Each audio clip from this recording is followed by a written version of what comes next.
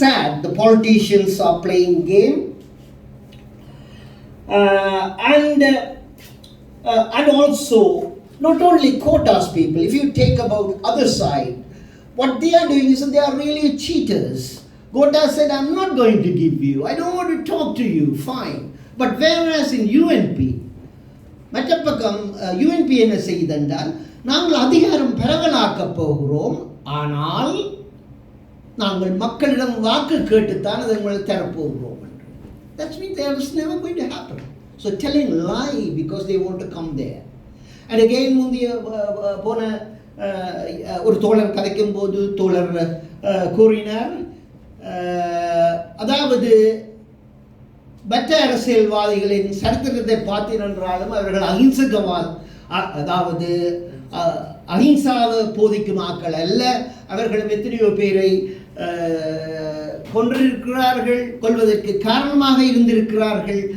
ஆகவே இந்த இரு அரசியல் கட்சிகளும் எங்களுக்கு விடிவை தரும் வன்முறைகளில் இருந்து நாங்கள் தப்புவோம் என்று குறிப்பிடுவது உண்மையாக பொருந்தாது. Again, I want to tell one more things. எங்களுடைய நாடு எங்களுடைய இடம் போகுது என்று கத்துகிறீர்களே, இந்த கிளைமேட் சேஞ்சால் எவ்வளவு யாழ்ப்பாணத்தில் வடக்கு கிழக்கில் இருக்கின்ற இடம் போகின்றது என்று யாராவது சிந்தித்தீர்களா? ரெண்டாவது, பலாலி என்பது மிகவும் செழிப்பான பிரதேசம். நான் ஒரு நாளும் அதற்கு எதிர்ப்பில்லை பலாலியை பெருப்பிப்பதற்கு.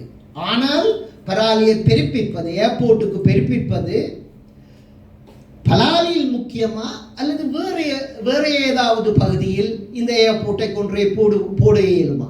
அப்படி ஒருவரும் சிந்திப்பார்கள் இல்லை. So what I am saying is you are very keen about the land. Oh, that man coming in by force, they are staying and so on. You ever thought about how the climate, natural disaster, how much of your land it's going to steal? No. Then again, so today there's a big expansion going on in Palali. I have no problem because the airport is very, very important for North. It should happen. But is it necessary to build in Palali? No one because I told a lot of people, nobody care about that. Palali is a very fertile soil. You throw something, tomorrow, it's come. But in Jaffna, a lot of places, just a sand. Why you want to build at the moment, before this thing, is a very small airport. India are going to do very big expansion. More likely, they will demolish everything and start from scratch. Why they can't do it in a sandy soil or which is not fertile and do the Palali to do vegetation and so on? This is our land. So you talk about land and nonsense. Oh, because Jaffna man is happy. Why? Because most of the people be abroad. We can go and just get down this thing. Nobody thinking about real country problems and so on. So I am just directly addressing to the university students in Jaffna, Batikalo and so on. You are the intelligent people. Just think about this. நான் அதாவது நேரடியாக வடக்கு கிழக்கில் இருக்கும் புத்திஜீவிகளுக்கும் பல்கலைக்கழக மாணவர்களுக்கும் ஒரு வேண்டுகோள் விடுக்கின்றேன். நீங்கள் இப்படியாக சிந்தித்து புத்திசாலித்தனமாக டிசிஷன் எடுக்க அரசியல்வாதிகளை தூண்டும்படி நாங்கள் உங்களை தாழ்மையாக வேண்டிக் கொள்கிறோம். And few things. So நான் உங்களுக்கு முன் சொன்னது போல் நான் NIO-வின் ஸ்ரீலங்காவின் முக்கிய உறுப்பினர். எங்களுடைய கட்சி மற்ற 28 தொழிற்சங்கங்கள் மக்கள் அமைப்புகளுடன் சேர்ந்து அரசியல் கட்சியான புரோகிரசிவ், அதாவது முற்போக்கு அரசியல் கட்சியான JVP-உடன் ஒன்றாக சேர்ந்து தேசிய மக்கள் முன்னணி என்ற, அதாவது NPP இன் கீழ் ஒன்றாக வேலை செய்கின்றோம். நாங்கள் எமது தலைவர் தோழர் அனுர குமாரதுங்க அவர்களை எமது ஜனாதிபதி வேட்பாளராக தெரிவு செய்துள்ளோம். So what I am saying is, because I am part of active person within NIO Sri Lanka, and we, like other 28 citizen organizations, as well as other working groups, various groups, including the political, progressive political party, JVP. We are working together, and we nominated Comrade Anura Kumaratunga as our presidential candidate, and so I'm supporting him for his victory. So why I am supporting Comrade Anura?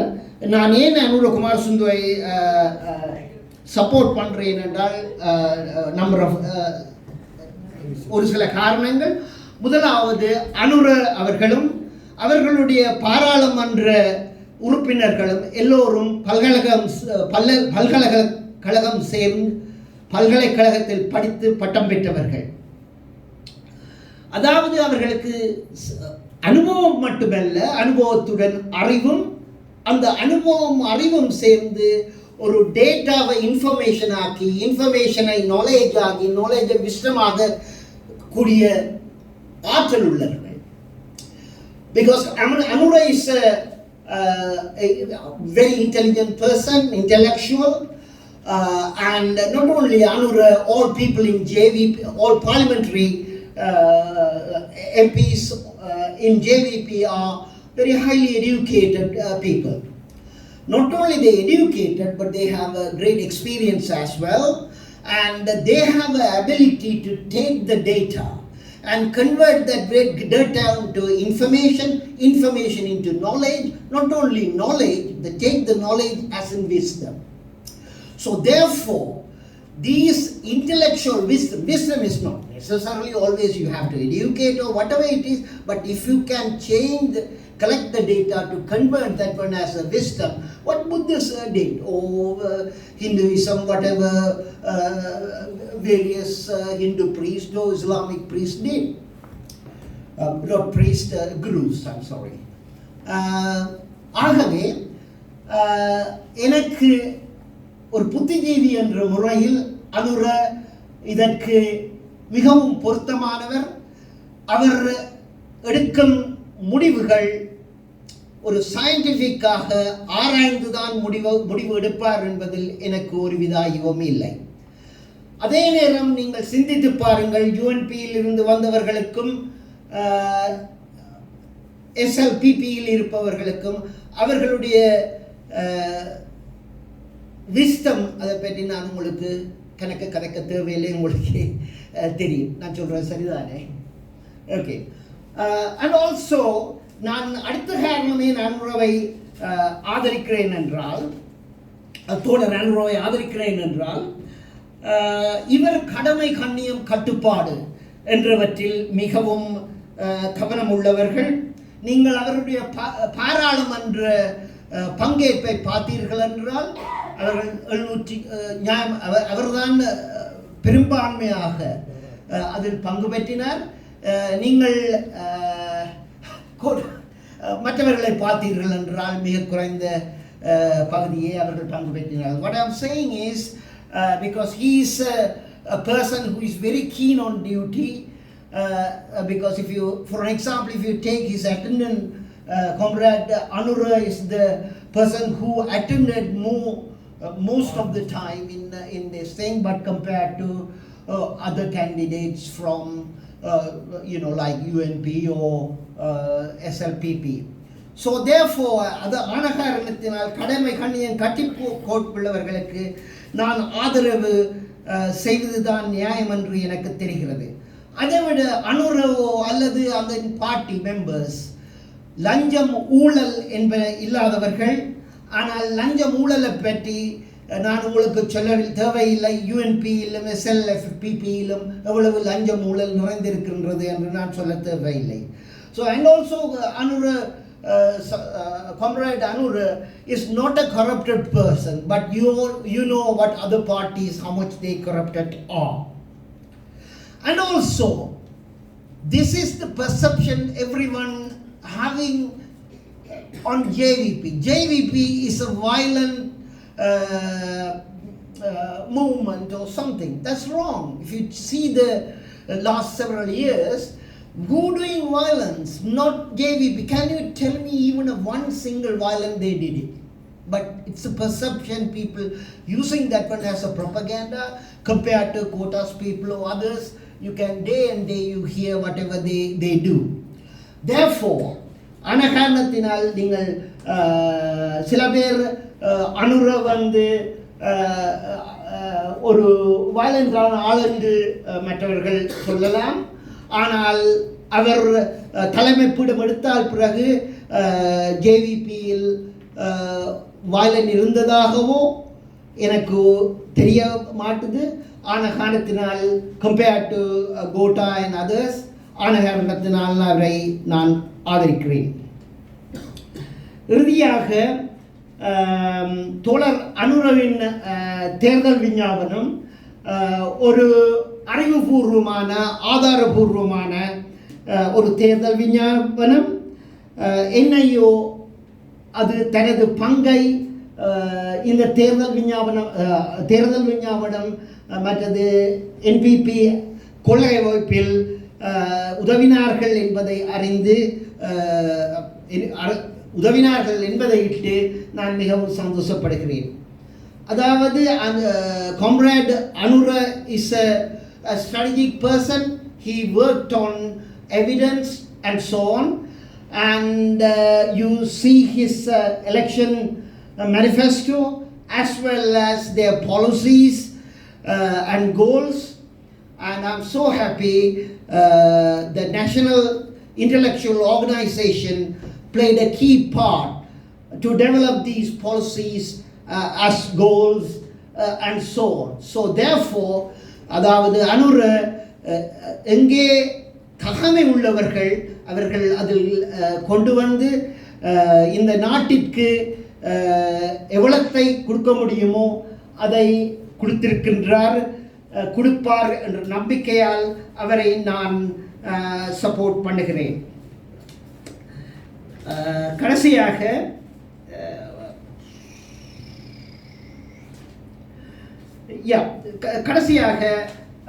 நீங்கள் தோழர் அனுரவின் தேர்தல் விஞ்ஞாபனத்தை பார்த்தீர்கள் என்றால் உங்களுக்கு விளங்கும்.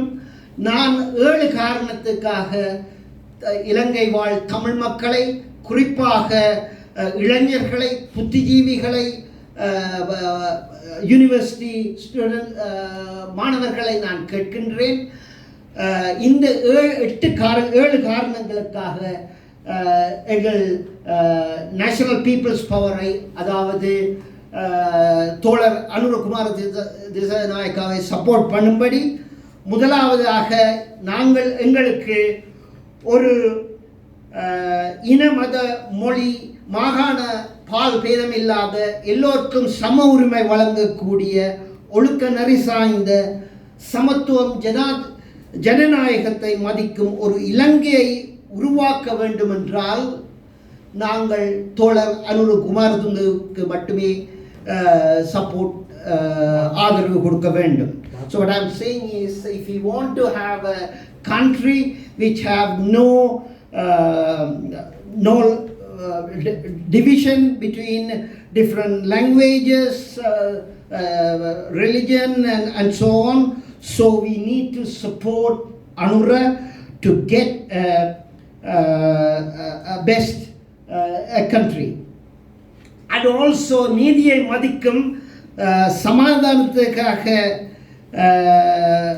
வாதாடக்கூடிய நல்லாட்சி, போன முறை நல்லாட்சி அரசாங்கம் ஒன்றை நாங்கள் கொண்டு வர தண்டித்தோம். அது நல்லாட்சியாக இல்லை. அதற்கு முன்பு நல்லாட்சியும் இல்லை, அது குடும்ப ஆட்சி. திரும்பவும் நீங்கள் இப்படி கொத்த அரசாங்கங்களை கொண்டு வர வேண்டுமா, அல்லது நாங்கள் ஒரு நீதியை மதிக்கும் தோழர் அனுர போன்ற தலைவர்களை எங்களுக்கு கொண்டு வர வேண்டுமா? எங்களுக்கு ஒரு இப்படியான எல்லாருக்கும் சமத்துவம் கொடுக்கும் இலங்கை வேண்டுமென்றால் நாங்கள் என்பிபிக்குத்தான் சப்போர்ட் பண்ண வேண்டும். உதாரணமாக நான் 3 பேரையும் ஒப்பிட வேண்டும் என்றால், நீங்கள் கோட்டாவை கேட்டீர்கள் என்றால் கோட்டால் சொல்லுவார் புத்த மதம் மட்டும்தான். நீங்கள் சஜித்தை கேட்டீர்கள் என்றால் புத்த மதத்திற்கு முன்னுரிமை. ஒரே ஒரு தலைவர் இலங்கையில் சொல்லுகிறார் புத்த மதம் மட்டுமல்ல அனைத்து மதத்துக்கும் முன்னுரிமை என்று. அது எங்கள் தோழர் அனுர குமார திசாநாயக்கா அவர்களே. So what I'm saying is, Gota said only one religion, that is Buddhism, whereas Sajid said yes, we will give a priority to Buddhism, whereas our comrade Anura said we will give the same rights to all religion, where they can be whatever religion. So you can understand what type of leader we need and what type of people we want to support. Again, the 2 points I did. The third point, if you need உங்களுக்கு மூன்றாவது one, உங்களுக்கு அறிவு சார்ந்த மனநிறைவுள்ள இலங்கை பெற வேண்டுமென்றால், 4வது ஆரோக்கியமான முழுநிறைவான இலங்கையை உருவாக்க வேண்டுமென்றால், 5வது தூய்மையான பசுமையான இலங்கையை எடுக்க வேண்டுமென்றால், 6வது வினைத்திறன் மிக்க 4வது தொழிற்புரட்சி விவசாய புரட்சிக்கு உருவான வளமான இலங்கையை உருவாக்க வேண்டும் என்றால், the 6th one is if we need to bring a country more efficient, because here all now in other countries they are working on 4th industrial revolution. So Anura, they trying to comrade Anura trying to catch up that one and bringing a similar kind of a revolutionary industrial revolution in Sri Lanka, not only industrial but also agriculture revolutions. So if we need that kind of a country, we need to support our comrade Anura. Finally, if we need a strong as well as a secure country, and also who is not pawn our country to either international funders or big countries, we need the leader who could protect us from that. அதாவது உறுதியான பாதுகாப்பான நாட்டை வெளிநாட்டிற்கு முதலீடு செய்யாமல் வல்லரசுகளுக்கு அடகு வைக்காமல் இருக்கும் இலங்கையை பெறக்கூடிய தலைவரையே நாங்கள் தெரிவு செய்ய வேண்டும். ஆகவே நான் உறுதியாக முடிக்கப் போகிறேன். ஆகவே தயவு செய்து எங்களுடைய தோழர் அனுர குமார திசாநாயக்கா அவர்களுக்கு புல்லடியை போட்டு ஆதரியுங்கள். நீங்கள் 2 புல்லடி போட்டால் அந்த வாக்கு செல்வடியாகாது. நீங்கள் ஒரு புல்லடியை அவருக்கு போட்டு ஆதரவு தெரிவியுங்கள். இது அரசியல் கட்சி அல்ல,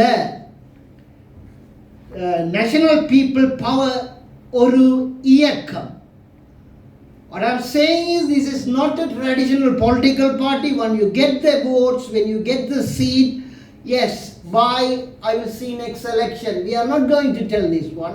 This is a movement. We started, we will be growing, and we have to grow as a people movement. Therefore, please don't, because other parties, other politicians, they are telling, oh, Anura has no support, and they try to stop our people's progression. So therefore, please show to the world, Comrade Anura is the person, our support is behind him. So therefore, other people will get confidence and we can grow fastly. அதாவது உங்களுடைய வாக்குகளை போட்டு இந்த இயக்கத்தை வளர்த்து எடுக்க வேண்டும் என்று உங்களை தாழ்மையுடன் கேட்டுக்கொள்கிறேன். நீங்கள் இல்லை, எனக்கு பயம், கோட்டா வருவார், எங்களை கொல்லுவார், வேன் வரும், வெள்ள வேன் வரும் என்று நம்பினால் என்ன செய்யலாம் என்றால், அனுரவுக்கு 1 என்றதை போட்டு உங்களுக்கு விரும்பும், அதாவது பெரும்பான்மையாக கோட்டாவை வராமல் தடுக்கக்கூடிய கேண்டிடேட் ஒருவருக்கு போட்டால் அது பிரயோசனமாக இருக்கும். ஏனென்றால் முதலாவதாக வரும் கட்சியே அவர்களுக்கு 50 வாக்குக்கு குறைவென்றால் அவர்கள் 2வதுக்கு போவார்கள். ஆகவே நாங்கள் அதை நன்றாக உணர்ந்து தோழர் அனுரகுமார திசாநாயக்கா அவர்களுக்கு சப்போர்ட் பண்ணும்படி இலங்கை வாழ் குறிப்பாக யூனிவர்சிட்டி மாணவர்கள் புத்திஜீவிகளுக்கு நான் தாழ்மையாக கேட்டுக்கொள்கின்றேன். எங்களுடைய இனம் ஒரு புரட்சிகரமான இனம். நாங்கள் போராடி இருக்கின்றோம். எங்களுடைய வீரம் எல்லாம் மணங்கெடுக்கப்பட்டிருக்கிறது. நாங்கள் இப்போது சரியான குறிக்கோளாக ஜனநாயக முறையில் தோழர்களோடு தோளோடு தோளாக கைகோர்த்து நாங்கள் எல்லா விதமான அடக்குமுறைகளையும் ஒழித்து உடைத்தறிந்து எங்களுக்கு பொருளாதாரம், சோஷியல், அதாவது சமூக, கலாச்சார, சுற்றுச்சூழல் எல்லாவற்றிற்கும் வெளிநாட்டு உள்நாட்டு சக்திகளால் போடப்பட்ட அடக்குமுறைகள் எல்லாத்தையும் உடைத்து எறிந்து ஒரு சுதந்திர இலங்கையை கட்டியெழுப்புவோம் என்று கேட்டுக்கொண்டு நான் விடைபெறுகிறேன். 2 மொழி பேசியபடியினால் என்னுடைய பேச்சு சில வேளைகளில் சில தடைகளை சந்தித்திருக்கலாம். மன்னித்துக் கொள்ளுங்கள் ஏதாவது நான் பிழை விட்டிருந்தால். And thank you very much for supporting me.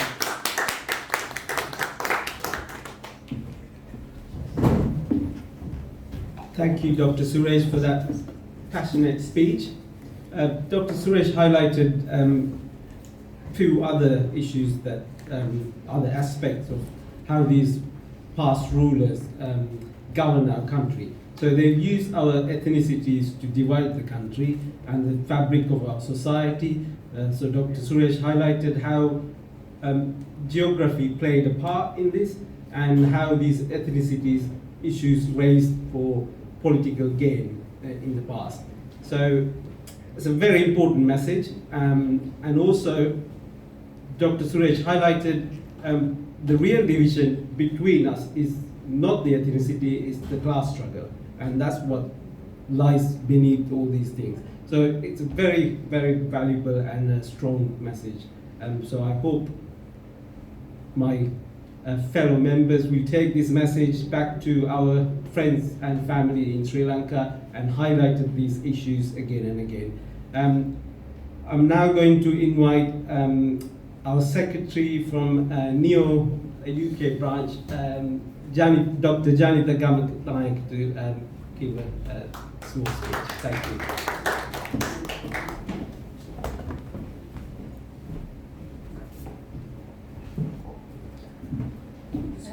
Ayubowan, Manakam. Hello everybody. I wasn't expecting to speak today, so I haven't really prepared anything, so bear with me. I have no political background, and I don't have any political experience. I am surrounded by politicians and people with a lot of political influences. So I like to speak today. We heard a lot from our 2 previous speakers, so I won't take up too much time. And